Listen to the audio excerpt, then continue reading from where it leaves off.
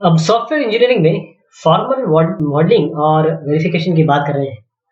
इसमें ध्यान दीजिएगा कि जो फॉर्मल मॉडलिंग है, यानी कि जिस तरीके से हमने पहले रिक्वायरमेंट मॉडलिंग या डिज़ाइन या बाकी चीज़ें देखी, यहाँ पर जो बात हो रही है वो फॉर्मल मॉडलिंग की हो रही है। यानी कि जो भी चीज़ की जाएगी वो या तो मैथमेटिक्स में की जाएगी या कोई उसके पीछे कोई ना कोई तथ्य होगा, कोई प्रेडिकेट कैलकुलस लगाएंगे आप, और वेरिफिकेशन उसका इतना आसान हो जाएगा कि कहीं जब मैथमेटिक्स आ जाती है या सेट थ्योरी आ जाती है तो फिर उसका वेरिफिकेशन बहुत आसान हो जाता है। जैसे अगर आप कोई रिक्वायरमेंट स्पेसिफिकेशन की बात करें और वहाँ पर यदि आप कोई भी लाइन लिखते हैं तो वो एम्बिगुअस हो सकती है, इंटरप्रेट उसको कोई किसी भी तरीके से कर सकता है।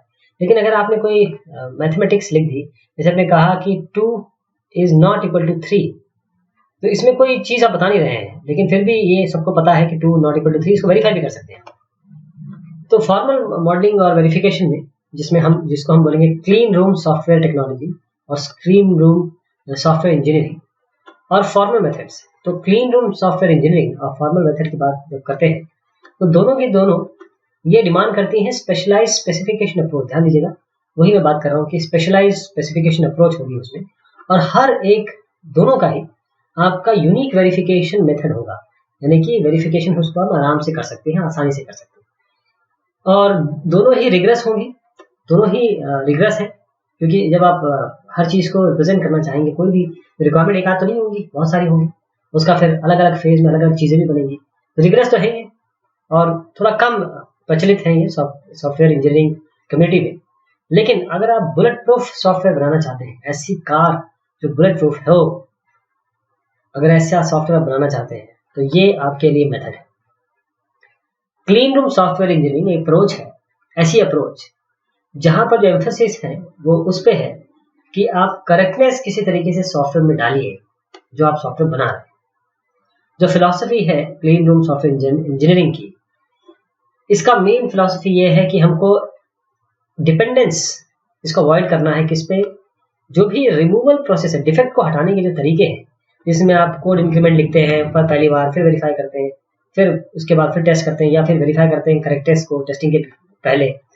तो प्रोसेस मॉडल इसमें, इस क्लीन रूम सॉफ्टवेयर इंजीनियरिंग के, इसमें आपके स्टैटिस्टिकल क्वालिटी सर्टिफिकेशन है कोड का, जो भी इंक्रीमेंट कोड इंक्रीमेंट्स होंगे वो एक्यूमुलेट आप करें। तो मॉडल जो आप फॉर्मल मेथड से बनाएंगे, वहां पर आप फॉर्मल सिंटेक्स लिखेंगे, सिमेंटिक्स लिखेंगे, जैसे एक प्रोग्रामिंग लैंग्वेज लिखते हैं ना, बिल्कुल उसी तरीके से। ये नहीं कह रहा हूँ कि प्रोग्रामिंग लैंग्वेज ही लिखेंगे या इसमें आगे लैंग्वेज आएगी किस लैंग्वेज में लिखेंगे, यानी कि जो सिस्टम का फंक्शन या बिहेवियर है, जो उसका कार्य है, वो सारा आप किसी फॉर्मल सिंटेक्स या सिमेंटिक्स तरीके से बताएं। और जो स्पेसिफिकेशन होगा, जैसे मैंने आपको बताया, वो मैथमेटिकल फॉर्म में होगा। तो इसके इंट्रोडक्शन में, फॉर्मल मेथड के इंट्रोडक्शन में, एंथोनी हॉल साहब ने कहा कि ये it applies equally to clean room method, यानी कि ये बिल्कुल उसी तरीके से अप्लाई हो सकता है क्लीन रूम मेथड में। कि जो फॉर्मल मेथड्स है या जो क्लीन रूम सॉफ्टवेयर इंजीनियरिंग है, ये थोड़े से कॉन्ट्रोवर्शियल इसलिए है क्योंकि लोग इस पे, इसकी क्लेम पे, इसकी बातों पे उतना यकीन नहीं कर पा रहे हैं। लेकिन अगर इसी को लेके आप आगे बढ़े, क्लीन रूम या फॉर्मल मेथड्स लगाएं, तो ये ज़रूरी है कि आपका सॉफ्टवेयर बहुत अच्छा बनेगा और वेरीफाइड होगा, करेक्टनेस होगा, उसमें बार बार जो एरर्स आती हैं, एरर को दूर करने की जो तकनीकें हैं, उसकी आवश्यकता आपको नहीं है। तो क्लीन रूम प्रोसेस मॉडल जो यहाँ पर बताया जा रहा है, इसमें अलग अलग इंक्रीमेंट है। देखिए, एक इंक्रीमेंट है, दो इंक्रीमेंट है, तीसरा इंक्रीमेंट है, ऐसे अलग अलग इंक्रीमेंट जो बनते हैं। सबसे पहले रिक्वायरमेंट गैदरिंग आप करेंगे। रिक्वायरमेंट गैदरिंग तो आप किस पे करेंगे, अंग्रेजी में करेंगे या हिंदी में करेंगे या किसी भाषा में करेंगे। फिर उसके बाद आपको एक बॉक्स स्ट्रक्चर स्पेसिफिकेशन आपको बनाना है। ये बॉक्स स्ट्रक्चर स्पेसिफिकेशन कैसे बनेगा मैं बताऊंगा आपको। और यहाँ से लेकर यहाँ तक जो भी अभी आगे चल रहा है, यहाँ पर टेस्ट प्लानिंग चलती रहेगी। फिर एक फॉर्मल डिजाइन होगा, लेकिन डिजाइन नॉर्मल नहीं, जैसे आप यूएमएल से डिजाइन बनाते हैं, बीएफडी से डिजाइन बनाते हैं, यहाँ आप फॉर्मल डिजाइन बनाएंगे और आप करेक्टनेस का वेरिफिकेशन करेंगे कि जो करेक्टनेस है, आप कह रहे हैं कि साहब ये सब करेक्ट है क्योंकि मैथमेटिकल या स्टेटिस्टिकल चीजें यूज किए हैं, उसको आप उसका वेरिफिकेशन करेंगे। फिर कोड को इंस्पेक्ट करेंगे, कोड का इंस्पेक्शन होगा, बाद में स्टेटिस्टिकल यूज टेस्टिंग होगी, फिर सर्टिफिकेशन मिलेगा कि ये सॉफ्टवेयर क्लीन रूम है, क्लीन रूम प्रोसेस से बनाया गया है। फिर अलग अलग इंक्रीमेंट में भी इसी तरीके से चलेगा। तो क्लीन रूम स्ट्रेटेजी क्या है, क्लीन रूम स्ट्रेटेजी का मतलब क्या है देखते हैं। क्लीन रूम स्ट्रेटेजी में सबसे पहले इंक्रीमेंटल प्लानिंग होती है, जो भी प्लानिंग होती है। फिर रिक्वायरमेंट को गैदर किया जाता है, फिर एक बॉक्स स्ट्रक्चर स्पेसिफिकेशन बनाया जाता है जिसमें हम फंक्शनल स्पेसिफिकेशन को बताते हैं, डिस्क्राइब करते हैं। फिर फॉर्मल डिजाइन बनते हैं, यानी कि स्पेसिफिकेशन जो जिसे हम ब्लैक बॉक्सेस कहेंगे, वो हम इटरेटिवली रिफाइन करेंगे, बार बार इंक्रीमेंट के साथ रिफाइन करेंगे, ताकि वो आर्किटेक्चरल और प्रोसीजरल डिजाइन के एनालॉगस हो जाए, जिसे हम कहेंगे स्टेट बॉक्सेस और क्लियर बॉक्सेस। तो स्पेसिफिकेशन को हम तब्दील करेंगे स्टेट बॉक्सेस में और क्लियर बॉक्सेस में। फिर हम करेक्टनेस वेरिफिकेशन करेंगे, यानी सबसे पहले हम हाईएस्ट लेवल पे जाएंगे स्पेसिफिकेशन पे, जिसे हम ब्लैक बॉक्सेस कह रहे हैं, और उसके बाद हम धीरे धीरे नीचे जाएंगे जहां पर हमारे पास करेक्टनेस क्वेश्चंस होंगे। अगर ये डिमोन्स्ट्रेट नहीं करते, स्पेसिफिकेशन करेक्ट नहीं है, तो और भी हम फॉर्मल मैथमेटिकल मेथड यूज करेंगे वेरिफिकेशन के लिए। फिर कोड जनरेट होगा, इंस्पेक्शन होगा, वेरिफिकेशन होगा, यानी कि जो बैक बॉक्स, ये जो 3 बॉक्स आप देख रहे हैं, इसमें ब्लैक बॉक्स स्पेसिफिकेशन हमने जो किए थे वो हम एक स्पेसिफाइड लैंग्वेज में बताएंगे, और फिर उसको उठा के सीधा हम अप्रोप्रिएट प्रोग्रामिंग लैंग्वेज में हम इसे कन्वर्ट करेंगे। उसके बाद हम स्टैटिस्टिकल टेस्ट प्लानिंग रखेंगे, यानी हमारे पास जो टेस्ट केसेस होंगे, इसका जो स्वीट है वो एक्सरसाइज करेगा प्रोबेबिलिटी डिस्ट्रीब्यूशन, जो भी जिस हिसाब से यूसेज होना है उनको प्लान करेंगे, उनको डिजाइन करेंगे, जो भी टेस्ट केसेस हैं इस हिसाब से। फिर स्टैटिस्टिकल यूसेज टेस्टिंग का, हम जो टेस्ट हैं उनको कैसे एग्जीक्यूट करेंगे या कैसे चलाएंगे, जो भी स्टैटिस्टिकल सैंपल से निकल के आए हैं, जो हमने प्रोबेबिलिटी डिस्ट्रीब्यूशन देखी, जितने भी प्रोग्राम एग्जीक्यूशन हो सकते हैं, प्रोग्राम जितने भी एग्जीक्यूशन हो सकते हैं, साथ में जितने भी लोग इसे कर सकते हैं बाय ऑल यूजर्स, तो उसे हम लेंगे टारगेटेड पॉपुलेशन के लिए। उसके बाद हम सर्टिफिकेशन करेंगे, या कि जैसे एक बार वेरिफिकेशन, इंस्पेक्शन और यूसेज टेस्टिंग हो गई, एक बार ये हमने कंप्लीट कर लिया, यानी कि सारे एरर हमने करेक्ट कर लिए, उसके बाद जो इंक्रीमेंट है उसको हम कह सकते हैं कि अब ये सर्टिफाइड है, ताकि इसको इंटीग्रेट किया जा सके, इंटीग्रेशन के लिए सर्टिफाइड है। तो बॉक्स स्ट्रक्चर स्पेसिफिकेशन शुरू करते हैं। जो मॉडलिंग अप्रोच है क्लीन रूम सॉफ्टवेयर इंजीनियरिंग की, इसमें बॉक्स स्ट्रक्चर स्पेसिफिकेशन यूज होता है। इस बॉक्स में क्या होता है, इट एनकैप्सुलेट, इसके अंदर आपको मिलेगा या एक तरीके से समझिए कि डिटेल मिलेंगे। कोई भी आपका बॉक्स जो भी सिस्टम को इनकैप्सुलेट करेगा, उसमें आपको डिटेल मिलेंगे। अभी इसको और थोड़ा अच्छे समझेंगे आप। तो एक तो जो प्रोसेस है एलैबोरेशन का या स्टेप वाइज रिफाइनमेंट का, इस तरीके से, तो इन बॉक्सेस को रिफाइन किया जाएगा हायरार्की, अलग अलग हायरार्की में, जहां पर हर एक बॉक्स की जो ट्रांसपेरेंसी हो वो रेफरेंशियल हो, रेफरेंशियल हो, यानी कि ट्रांसपेरेंसी दिखती हो, और उस ट्रांसपेरेंसी को आप वेरीफाई भी कर सकते हैं। तो बॉक्स स्ट्रक्चर स्पेसिफिकेशन में 3 बॉक्स हम बनाएंगे, 3 टाइप ऑफ बॉक्स, हम 3 types of box are use. तो कौन कौन से टाइप के बॉक्स हैं हम एक एक करके देखते हैं। इसमें 3 टाइप के बॉक्स हैं, एक ब्लैक बॉक्स है, एक आपका स्टेट बॉक्स है, और एक क्लियर बॉक्स है। 3 टाइप के बॉक्स है। तो ब्लैक बॉक्स ये बताता है कि बिहेवियर क्या है सिस्टम का, या फिर सिस्टम के किसी पार्ट का क्या बिहेवियर है। तो जो सिस्टम या पार्ट किस तरीके से कोई बाहर के इवेंट आएगी उसको रिस्पॉन्ड करेगा। तो इसमें हम रूल्स लगाएंगे कि जो ट्रांजिशन रूल्स होंगे कि यहाँ से इनपुट आएगा तो आउटपुट में क्या होगा, उसको फिर उसके बाद मैप करेंगे जो भी इवेंट्स है रिस्पॉन्स के साथ। ये ब्लैक बॉक्स है। स्टेट बॉक्स में क्या करेंगे, स्टेट बॉक्स में हम स्टेट, नाम देखिए इसका नाम ही स्टेट है, यानी कि जो हम डेटा और सर्विसेज हैं, ऑपरेशन हैं, इस तरीके से हम इनकैप्सुलेट करेंगे कि दोनों के दोनों एनालॉगस ऑब्जेक्ट के हिसाब से। फिर इस स्पेसिफिकेशन व्यू में जो इनपुट है स्टेट बॉक्स के लिए, जो स्टिमुलस कह रहे हैं, और जो आउटपुट आ रहा है, रिस्पॉन्स आ रहा है, वो रिप्रेजेंट हम करेंगे। तो स्टेट बॉक्स एक तरीके से रिप्रेजेंट कर रहा है जो स्टिमुलस हिस्ट्री है, जो इवेंट्स आए, जो ब्लैक बॉक्स के ऊपर जो इवेंट आया उसकी हिस्ट्री बताता है। यानी कि जो डेटा आपका इनकैप्सुलेटेड है स्टेट बॉक्स में, ये एक तो रिटेन होना चाहिए, अलग अलग ट्रांजेक्शन जब इस पे लगाए जाएंगे। फिर क्लियर बॉक्स की बात करें तो जो ट्रांजिशन फंक्शन है जो आप स्टेट बॉक्स में लगा रहे हैं, यहाँ पर ये हम क्लियर बॉक्स में डिफाइन करेंगे। यानी कि एक तरीके से बताया जाए तो क्लियर जो बॉक्स में प्रोसीजरल डिजाइन होगा स्टेट बॉक्स का प्रोसीजरल डिजाइन होगा क्लियर बॉक्स में। ऐसे होगा, देखिए यहाँ पर ब्लैक बॉक्स है, ब्लैक बॉक्स जो अलग अलग है, और इन ब्लैक बॉक्स के स्टेट बॉक्स बनेंगे, इन स्टेट बॉक्स का क्लियर बॉक्स बनेगा। तो जो ब्लैक बॉक्स स्पेसिफिकेशन है ये एक तरीके से एक एब्स्ट्रैक्शन है। स्टिमुलस हम हमेशा स्टिमुलस समझिए कोई इवेंट है, तो यह रिस्पॉन्स इसको किस तरीके से फिगर में दिखाएंगे। मान लीजिए ये आपका एफ है, ये अप्लाई किया गया किसी एस को सीक्वेंस ऑफ इनपुट से, एक नहीं एक से ज्यादा स्टिमुलस जो है, और ये ट्रांसफॉर्म करता है इनपुट को आउटपुट में, यानी कि आर में जो भी इनपुट है, इनपुट आर में चेंज करता है। तो किसी सॉफ्टवेयर कंपोनेंट के लिए जो एफ है ये एक मैथमेटिकल फंक्शन बन सकता है, और इन जनरल एफ को आप किसी नेचुरल लैंग्वेज या किसी फॉर्मल स्पेसिफिकेशन लैंग्वेज से भी लिख सकते हैं। जितने कॉन्सेप्ट इंट्रोड्यूस्ड हैं आपके ऑब्जेक्ट ओरिएंटेड सिस्टम में, ये यहाँ ब्लैक बॉक्स में भी पूरी तरीके से लागू है। जैसे डेटा एब्स्ट्रैक्शंस है, जो ऑपरेशन है, जो मैनिपुलेट करेंगे एब्स्ट्रैक्शन को, ये आप इनकैप्सुलेट करेंगे किसमें, ब्लैक बॉक्स। स्टेट बॉक्स की बात करें तो स्टेट बॉक्स एक जनरलाइजेशन है। एक तरीके से स्टेट मशीन, अब स्टेट चेंज हो रहा है, यहाँ पर स्टेट का मतलब ही स्टेट चेंज हो रहा है, तो एक सिंपल जनरलाइजेशन है स्टेट मशीन का। और इसमें जैसे प्रोसेसिंग होगी तो सिस्टम कहीं ना कहीं इवेंट को रिस्पॉन्ड करेगा और ट्रांजिशन करेगा करंट स्टेट से किसी नए स्टेट में। तो ये देखिए अलग अलग स्टेट में जब ट्रांजिशन हो रहा है, जब आप एक स्टेट से जाएंगे दूसरे स्टेट में, तो जो स्टेट बॉक्स है ये डेटा एब्स्ट्रैक्शन को यूज करके ये पता करेगा कि ट्रांजिशन जो नए स्टेट पे जा रहा है और वो रिस्पॉन्स जो उस ट्रांजिशन के कॉन्सिक्वेंस में, रिजल्ट में आ रहा है। तो अगर आप इस फिगर को देखें तो जो स्टेट बॉक्स है इसमें आप ब्लैक बॉक्स इनकॉर्पोरेटेड है। स्टेट बॉक्स मतलब this state box incorporates the black box.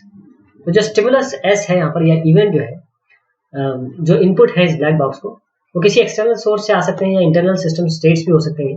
ये आपको एक मैथमेटिकल डिस्क्रिप्शन देते हैं फंक्शन का एफ, जो black box of the black box contain with in a black state box. Black box जो कंटेन है स्टेट बॉक्स में, उसका एक मैथमेटिकल आपको एक्सप्रेशन देते हैं। तो आप देखिए यहाँ पर जैसे एस है, ये एस इनपुट्स है, आर आउटपुट है, तो यहाँ पर जो ट्रांजिशन हो रहे हैं उसको आप स्टेट बॉक्स स्पेसिफिकेशन में दर्शाएंगे। उसके बाद क्लियर बॉक्स है, clear box specification. Clear box specification ये एक तरीके से अलाइंड है, क्लोजली बहुत रिलेटेड है प्रोसीजरल डिजाइन से और स्ट्रक्चर प्रोग्रामिंग से। तो जो सब फंक्शन जी है, सब फंक्शन जी जो स्टेट बॉक्स में, इसके पहले जो आपने स्टेट बॉक्स देखा, वहां आप स्ट्रक्चर प्रोग्रामिंग कंस्ट्रक्ट जो इस कोई भी सब फंक्शन जी को इंप्लीमेंट करते हैं वो लिखेंगे। तो ब्लैक बॉक्स जी, जो ब्लैक बॉक्स जी है जो आप यहाँ पर देख पा रहे हैं, अब देखिए इसको हमने और थोड़ा सा सीक्वेंस ऑफ कंस्ट्रक्ट में चेंज कर दिया, इसमें से कंडीशनल भी डाल दिया। तो हम इसको और रिफाइन कर सकते हैं लो लेवल क्लियर बॉक्सेस में, जिस तरीके से हम आगे आगे स्टेप वाइज रिफाइनमेंट करेंगे। ये क्लियर बॉक्स है। तो clean room testing statistical use testing है। यहाँ पर टेस्ट हम टेस्ट करते हैं जो एक्चुअल यूसेज हो रहे हैं, जो एक्चुअल प्रोग्राम को किस तरीके से यूज किया जाएगा। यहाँ पर हम यूसेज प्रोबेबिलिटी डिस्ट्रीब्यूशन निकालते हैं कि किस तरीके से यूज हो रहा है। एक्चुअल हमारा काम क्या है कि हम तो ये देखना चाहते हैं कैसे यूज हो रहा है। तो हम यहाँ पर जो एनालाइज करते हैं स्पेसिफिकेशन, तो देख सकें कि कौन कौन से स्टिमुलस हैं, कौन कौन से इसमें बाहरी तत्व हैं जो इसको अफेक्ट कर रहे हैं, और फिर जो इस स्टिमुलस के कारण क्या क्या बिहेवियर चेंज हो रहा है, फिर सिनेरियोस बनाएंगे और फिर असाइन करेंगे प्रोबेबिलिटी, क्योंकि ये यूसेज प्रोबेबिलिटी डिस्ट्रीब्यूशन है। तो प्रोबेबिलिटी यहाँ पर असाइन करेंगे हर एक स्टिमुलस को। तो टेस्ट केस हम जनरेट करेंगे हर स्टिमुलस को उसकी यूसेज प्रोबेबिलिटी डिस्ट्रीब्यूशन के हिसाब से। तो सर्टिफिकेशन मॉडल देखेंगे तो सैम्पलिंग मॉडल है, कंपोनेंट मॉडल है, सर्टिफिकेशन मॉडल है। ये तीनों सर्टिफिकेशन मॉडल है, यानी कि अब ये सर्टिफाई कर दिया गया है कि अब ये इंटीग्रेशन के लिए आप इंटीग्रेशन में इसका उपयोग कर सकते हैं। तो फॉर्मल मेथड है जिसको हम यूज करेंगे कंप्यूटर सिस्टम में, जब हम किसी सिस्टम की प्रॉपर्टीज को डिफाइन करेंगे, लेकिन वो मैथमेटिकली करेंगे। ध्यान दीजिएगा, जो फॉर्मल मेथड है, जो भी प्रॉपर्टीज हम करेंगे वो सिस्टम प्रॉपर्टी जो भी है उसको हम मैथमेटिकली डिफाइन करेंगे। तो जो फॉर्मल मेथड है ये एक तरीके से आपको फ्रेमवर्क प्रोवाइड करते हैं, जहां पर हम स्पेसिफाई कर सकते हैं, डेवलप कर सकते हैं, वेरीफाई कर सकते हैं सिस्टम को एक सिस्टमैटिक मैनर में। जैसे एडॉक मैनर में होता था वैसे नहीं, अब सिस्टमैटिक मैनर में करेंगे। तो जो प्रॉब्लम है कन्वेंशनल स्पेसिफिकेशन में, अगर आपने देखे हो जब हम स्पेसिफिकेशन बनाते हैं तो उसमें कई जगह कॉन्ट्रडिक्शंस होते हैं, कई जगह एम्बिग्यूटीज होती है, कई वेगनेस होता है, कई इनकम्प्लीट दिख रहा है, एब्स्ट्रैक्शन भी ठीक से नहीं है। तो ये सब चीजें कन्वेंशनल स्पेसिफिकेशन में होती है। फॉर्मल स्पेसिफिकेशन में जो हमारी मेन प्रॉपर्टी हमको जो रिक्वायर्ड है वो ये है कि कंसिस्टेंसी होनी चाहिए, कंप्लीटनेस होनी चाहिए और एम्बिग्यूटी ना हो। ये हमारे ऑब्जेक्टिव्स हैं जितने भी स्पेसिफिकेशन मेथड है।